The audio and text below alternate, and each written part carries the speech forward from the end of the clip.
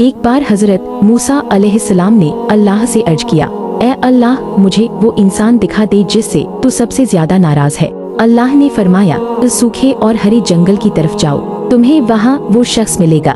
हजरत मूसा वहाँ पहुँचे तो देखा एक आदमी लकड़ियाँ काट रहा है। दिल में ख्याल आया, यही वो बदनसीब है जो अल्लाह को सबसे नापसंद है। फिर अगले दिन मूसा ने पूछा, ए रब, अब मुझे वो इंसान दिखा दे जो तुझे सबसे ज्यादा महबूब है। अल्लाह ने दोबारा उसी जंगल में जाने को कहा। जब मूसा अलैहिस्सलाम पहुँचे, देखा वही शख्स फिर मौजूद है। हैरान होकर पूछा, या अल्लाह, ये कैसे? अल्लाह ने फरमाया, कल जब ये घर लौटा तो इसका छोटा बेटा बोला, अब्बा, क्या पेड़ से बड़ी कोई चीज है? इसने कहा, हाँ बेटा, मेरे गुनाह। बेटा फिर बोला, आपके गुनाहों से बड़ी कोई चीज है? वो शख्स रो पड़ा और बोला, हाँ बेटा, अल्लाह की रहमत मेरे गुनाहों से भी बड़ी है। बस उसी लम्हे मैंने उसके सारे गुनाह माफ